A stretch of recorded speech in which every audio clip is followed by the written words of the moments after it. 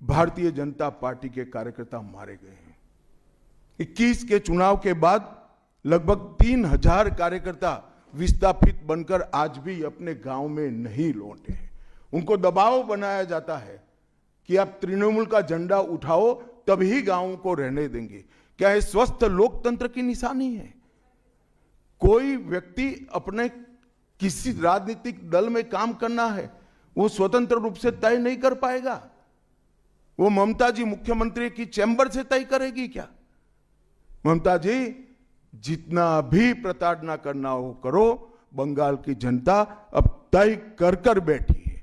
इन्होंने भाजपा के कार्यकर्ताओं को हर तरह से प्रताड़ित किया, यहां तक कि महिलाओं पर बलात्कार भी किए गए। मैं अपना रिपोर्ट नहीं दे रहा हूं, नेशनल ह्यूमन राइट कमीशन का रिपोर्ट है। इसका भी जवाब ममता जी को देना पड़ेगा। ममता जी ने सारी संवैधानिक औचित्य को समाप्त कर दिया। किसी भी राज्य में प्रधानमंत्री जाते हैं तो देश के प्रधानमंत्री होते हैं। कई राज्यों में हमारी सरकार नहीं, कहीं ऐसा व्यवहार नहीं होता। वंदे भारत ट्रेन देने प्रधानमंत्री आते हैं, ममता जी स्टेज पर नहीं जाती हैं।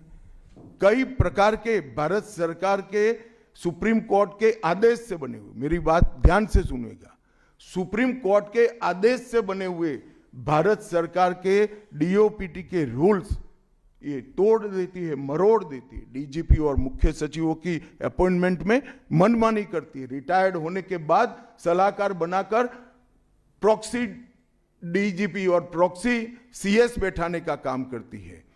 ये 34 साल कम्युनिस्टों का शासन और 15 साल टीएमसी का शासन, ये केंद्र विरोधी मानसिकता बंगाल की जनता में खड़ा कर हमारी संविधान की स्पिरिट थी, उस स्पिरिट का कंप्लीट इन्होंने अनादर करने का काम किया है। ममता बनर्जी के शासन में सिंडिकेट, तोलबाजी, कट मनी, न केवल वो सिस्टम को बढ़ावा दिया है, यहां कमाई करने का अधिकार एक ही व्यक्ति को है, भाईपो को है, और किसी को कमाई करने का अधिकार नहीं है। सब में हिस्सेदारी देनी पड़ती है। बंगाल एक जमाने में सब बात में सबसे पहले था। सबसे पहला मोटर कारखाना पश्चिम बंगाल में लगा। सबसे पहला पावर प्लांट 1887 में बंगाल में लगा। सबसे पहली कोयलरी बंगाल में आई। सबसे पहला स्टील प्लांट बंगाल में लगा। देश की सबसे पहली हाई राइज बिल्डिंग बंगाल में बनी। देश की सबसे पहली जूट मिल बंगाल में बनी। देश की पहली मेट्रो ट्रेन बंगाल में आई। एक ही शहर में 2 पोर्ट एक ही जगह है, बंगाल में है। और देश की सबसे पहली आधुनिक यूनिवर्सिटी कलकत्ता यूनिवर्सिटी भी बंगाल में बनी। और विश्व प्रसिद्ध विश्व भारती यूनिवर्सिटी भी, जिसने भारतीय शिक्षा के कंसेप्ट को जमीन पर उतारा, वो भी बंगाल में बनी। मगर ममता जी, आप गौरव मत करिएगा, इसमें से कुछ आपके समय में नहीं हुआ है। ये जो करने वाले थे, उनके पूरे रिदम को, इनकी लय को, बंगाल की विकास की गति को तोड़ने का आप काम करें। बंगाल आज इंडस्ट्रियल रूप से कंप्लीटली बर्बाद हो चुका है, और ये आपके शासन में ही हुआ है। आधा अधूरा तो कम्युनिस्ट बेचारे कर गए थे, आपने तो पूरा ही समाप्त कर दिया। सिंडिकेट राज, तालेबाजी, शत्रुतापूर्ण माहौल, इसके कारण 2011 से 25 के बीच में 7000 से ज्यादा कंपनियां बंगाल छोड़कर बंगाल के बाहर चली गई। और मित्रों, ये बहुत बड़ा सेटबैक बंगाल के आर्थिक विकास के लिए है। मित्रों, बंगाल स्वामी विवेकानंद, बंकिम चंद्र चट्टोपाध्याय, शरद चट्टोपाध्याय, महर्षि अरविंद, ईश्वर चंद्र विद्यासागर और कवि गुरु टैगोर जैसे महापुरुषों की धरती है। यही धरती पर नेताजी सुभाष चंद्र बोस, अमर शहीद खुदीराम बोस, वाघा जतीन, रविंद्रनाथ सन्याल, रास बिहारी बोस, मास्टर सुरेश सेन, प्रफुल्ल चाकी, वीणा दास, कल्पना दत्त, ये सभी ने देश की आज़ादी के लिए आह्लेख जगाया था। यहीं पर कई सारे फिल्मकार मिले, संगीतकार मिले, चित्रकार मिले। इस भूमि ने कई सारे दुनिया को प्रभावित करने वाले संत भी दिए। वो बंगाल आज ऐसे कगार पर पहुंच गया है कि अगर एक घुसपैठ की बयार रोकी नहीं गई तो बंगाल का अस्तित्व भी खतरे में है। ऐसा स्पष्ट रूप से समाज जीवन को जानने वाले सभी लोग मानते हैं। और अंत में मैं बंगाल की जनता को फिर से एक बार कहना चाहता हूं कि बंगाल के अस्तित्व पर तो घुसपैठिया संकट है ही है, बंगाल की संस्कृति पर एक घुसपैठिया संकट है ही है, परंतु अब ये संकट केवल बंगाल तक सीमित नहीं रहा है, पूरे देश तक ये संकट आगे बढ़ गया है। मेरा आप सभी से करबद्ध निवेदन है, आपने लंबे समय तक कांग्रेस को मौका दिया, 34 साल तक कम्युनिस्ट पार्टी को मौका दिया, 15 साल तक ममता बनर्जी को मौका दिया। इनका ट्रैक रिकॉर्ड नीचे नीचे नीचे गिराने का है, अब इससे नीचे कोई जगह नहीं बची है। और भारतीय जनता पार्टी का रिकॉर्ड है, जहां भारतीय जनता पार्टी की सरकारें आई वो राज्य बीमारू राज्यों में से समृद्ध राज्य बनने की कगार में आगे बढ़े हैं। पूरा देश मोदी जी के नेतृत्व में आगे बढ़ रहा है, पूरा देश मोदी जी के नेतृत्व में सुरक्षित हो रहा है। पूरे देश में भारत की संस्कृति, भारत के धर्म, भारत की भाषाएं मोदी जी के नेतृत्व में आगे बढ़ रही है, फल फूल रही है। बंगाल की जनता को मैं विनती करता हूं कि मोदी जी के नेतृत्व में पूर्ण बहुमत की, प्रचंड बहुमत की एक भारतीय जनता पार्टी की सरकार बनाइए। हम कवि गुरु की कल्पना का, विवेकानंद की कल्पना का, बंकिम बाबू की कल्पना का बंगाल बनाएंगे, सोनार बांग्ला बनाएंगे और निश्चित रूप से काम भारतीय जनता पार्टी की सरकार ही कर सकती है, ऐसा मेरा विश्वास है। तो फिर से एक बार समग्र बंगाल की जनता को करबद्ध निवेदन में करना चाहता हूं कि बंगाल में हमें पूर्ण बहुमत दीजिए। बंगाल और पूरी भारत को सुरक्षित करने के लिए ये चुनाव में बाकी सारी चीजें छोड़कर भारतीय जनता पार्टी को जिताने का काम करिए। धन्यवाद। कौन बोलते जाओ नाम भाई, आनंद कोई जल्दबाजी मत करना, मैं समय लेकर आया हूं, आराम से बात करूंगा। राजू चक्रवर्ती बर्तमान।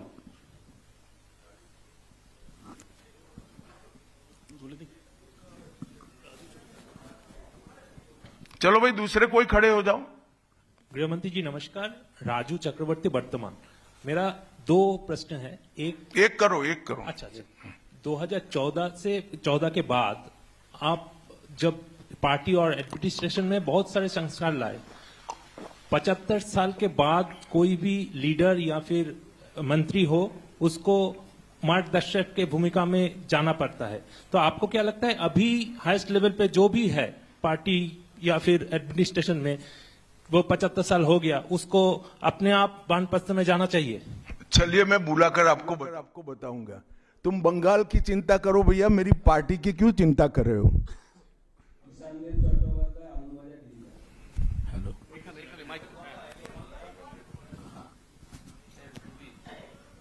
Amit ji, there is anxiety among the Motua communities regarding the papers and documents to be produced in the SIR process. And would you like to consider anything so that they can get rid of their anxiety? मतुआओं को डरने की कोई जरूरत नहीं है। ये Bharatiya Janata party का वादा है।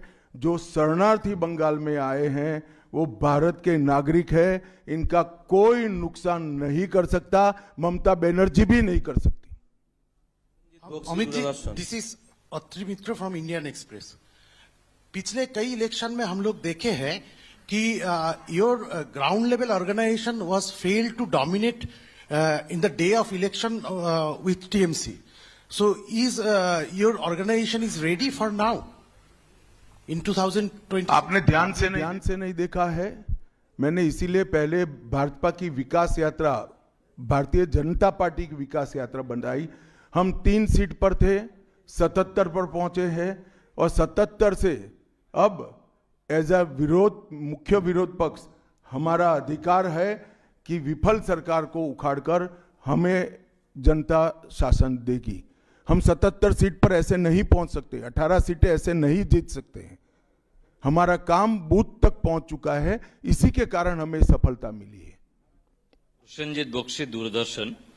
आप विकास की बात कर रहे थे। हम अलग अलग शहर में जब मेट्रो की बात करते हैं तो हम मेट्रो की सूचना घोषणा देखते हैं और बाद में 2-3 महीने बाद मेट्रो चढ़ते हैं।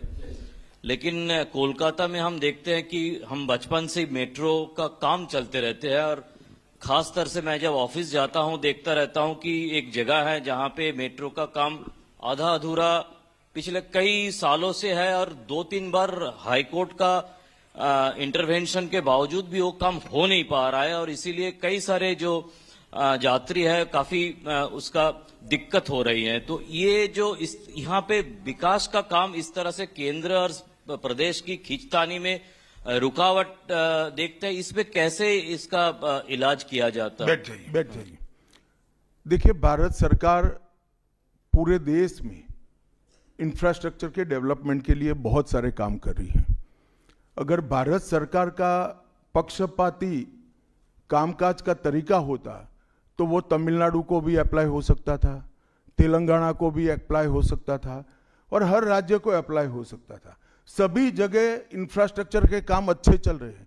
सिर्फ बंगाल में तकलीफ क्यों आ रही है? क्योंकि मेट्रो हवा में नहीं चल सकता, भूमि चाहिए।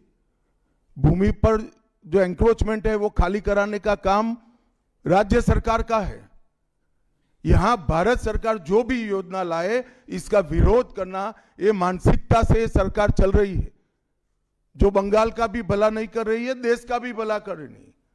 क्यों तमिलनाडु की मेट्रो में प्रॉब्लम नहीं हो रहा है? क्यों तेलंगाना की मेट्रो में प्रॉब्लम नहीं हो रहा है? यूपी में लखनऊ में मेट्रो तब लगी जब अखिलेश जी मुख्यमंत्री थे, वहां पर भी प्रॉब्लम नहीं हुआ। मेरा तो आपसे आग्रह है, इतने अभ्यासु पत्रकार हो, कुछ पत्रकारों का संघ बनाकर इसके डेप्थ में जाकर व्हाइट पेपर बाहर निकालो कि सारी योजनाएं क्यों अटक गई है, तो आपको मूल कारण मालूम पड़ जाएगा। एबीपी।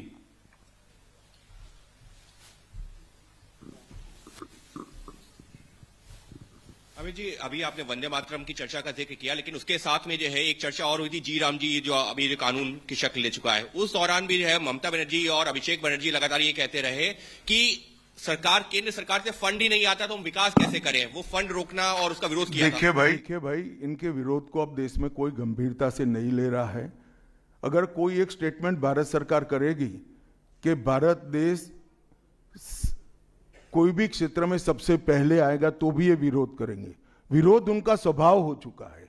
इनके विरोध को कोई गंभीरता से नहीं ले रहा है, ना जमीन पर इसका कोई विरोध का असर दिख रहा है। लोहिया, एनडीटीवी। गृहमंत्री जी नमस्कार। पहला सवाल यह है कि कई ऐसी केंद्र की स्कीम्स आती हैं जिनको बंगाल में इम्प्लीमेंट नहीं किया जाता है। कहा जाता है कि केंद्र कोऑपरेट नहीं कर रहा है और ये भी कहा जा रहा है कि अगर भारतीय जनता पार्टी की सरकार आई बंगाल में तो जो तृणमूल कांग्रेस की कल्याणकारी स्कीम्स हैं उन्हें रोक दिया जाएगा। आप कैसे देखते हैं इसको?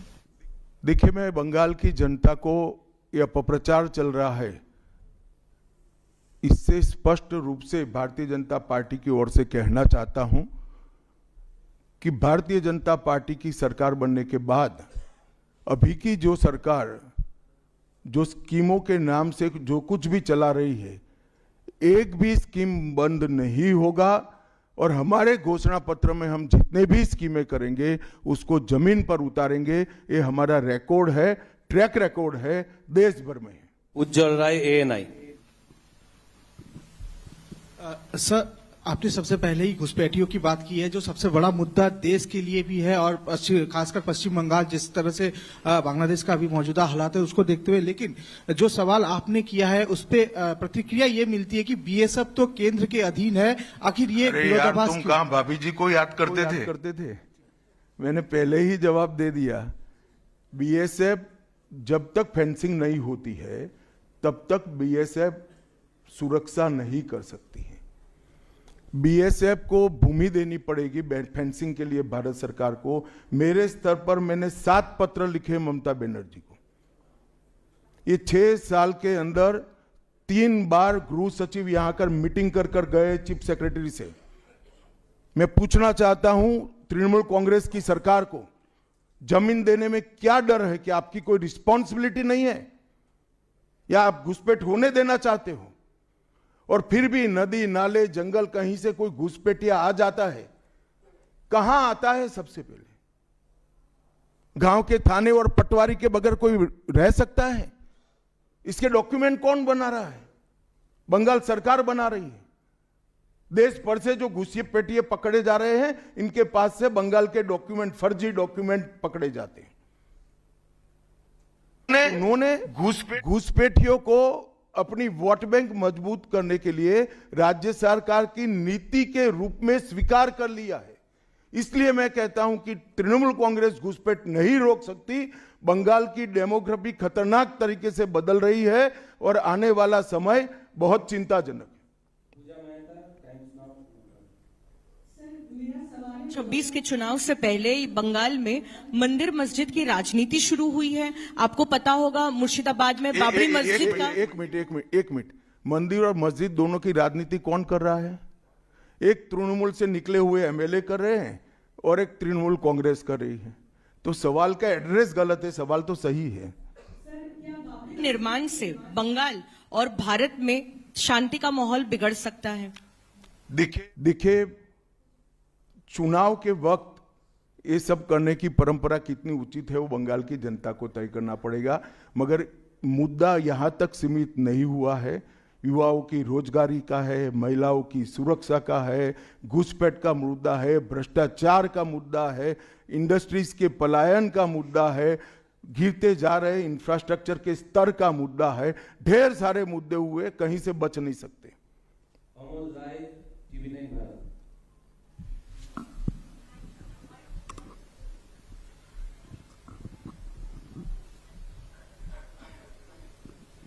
सर मेरा एक प्रश्न ये है कि आज ममता बनर्जी लगातार 2 दिनों से का एक अपना स्वभाव है, लेकिन उनपे जो है तुष्टीकरण का आरोप लगाया जा रहा है। और लगातार वो पहले भी मंदिर एक बनवाई है अभी उड़ीसा के तर्ज पे, और दूसरा एक और घोषणा उन्होंने कर दिया महाकाल मंदिर बनाने का। तो चुनाव की दृष्टि से क्या आपको लगता है कि इसका मैं तो भाई किसी भी कारण से मंदिर बनाते ही इसका स्वागत करता हूं, मगर बहुत देरी कर दी है उन्होंने।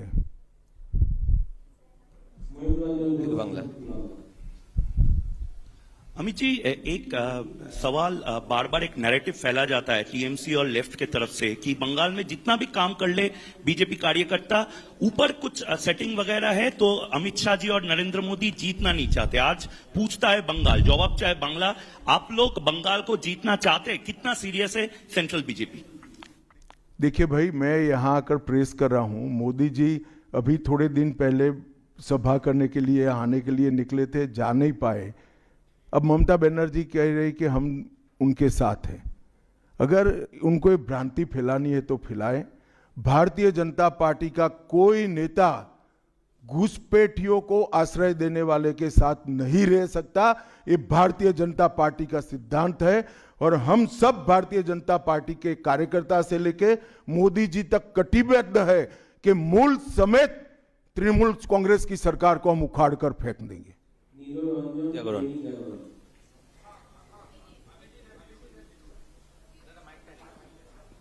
जी, मैं यहाँ।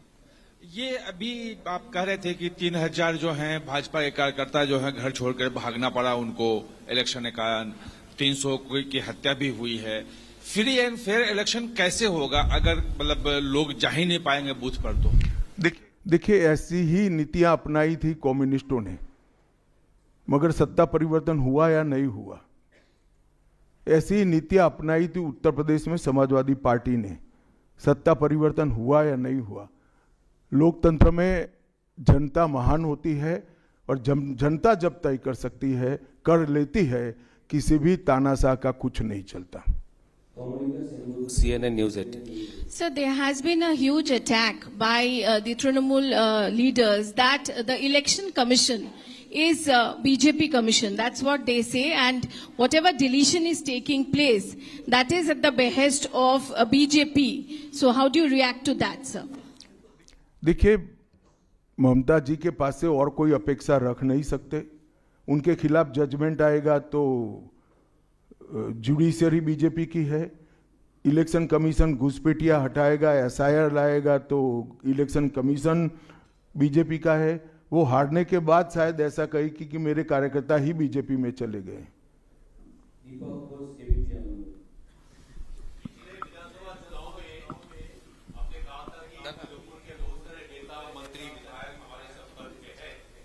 तृणमूल को कमजोर करने की मैंने नहीं कहा भैया, ऐसा कभी नहीं कहा।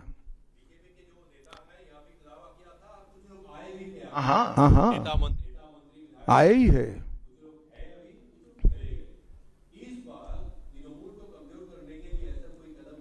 तृणमूल को कम, अरे सुनिए ना, समझ गया मैं आपका सवाल। तृणमूल को कमजोर करने की भारतीय जनता पार्टी को कोई जरूरत इसलिए नहीं है कि तृणमूल अपने अव्यवस्थाओं के कारण, अपने कामों के कारण जनता के बीच में कमजोर हो चुकी है। बांग्ला। अमित जी नमस्ते। PMLA, prevention of money laundering act, हम जानते हैं हमारा देश का काफी कड़ा एक आइन है, जिस आइन के दौरान अरविंद केजरीवाल जी तिहाड़ जेल चला गया, हेमंत सोरेन जेल चला गया। लेकिन यहाँ वेस्ट बंगाल में ईडी कलकत्ता हाईकोर्ट में रिपोर्ट दिया है, एक कंपनी है लीप्स एंड बाउंस जिसका 150 करोड़ रुपया सीज्ड हुआ है, लेकिन उसका मालिक अभी तक अरेस्ट नहीं हुआ। उसका नाम है अभिषेक बैनर्जी, एमसीएमपी, आप जानती है। इसीलिए सेटिंग्स वगैरह ये जो लोग प्रश्न कर रहे हैं, इसीलिए सेटिंग्स वगैरह ये हवा उठ रहे हैं, नैरेटिव्स उठ रहे हैं। बीजेपी का जो लोअर लेवल का नेता भी है वो भी पूछ रहे हैं कि क्यों अभिषेक बैनर्जी अरेस्ट नहीं हुआ, उसका कंपनी का 150 करोड़ रुपया सीज्ड हुआ फिर भी अरेस्ट नहीं हुआ। बीजेपी के लोअर लेवल के नेता का मुझ पर छोड़ दीजिए, बाकी भारतीय जनता पार्टी किसी भी एजेंसी के काम में दखल नहीं देती है। एजेंसी जो न्यायिक काम होगा वो जरूर करेगी, किसी से डरेगी भी नहीं, किसी को बचाएगी भी नहीं। G24।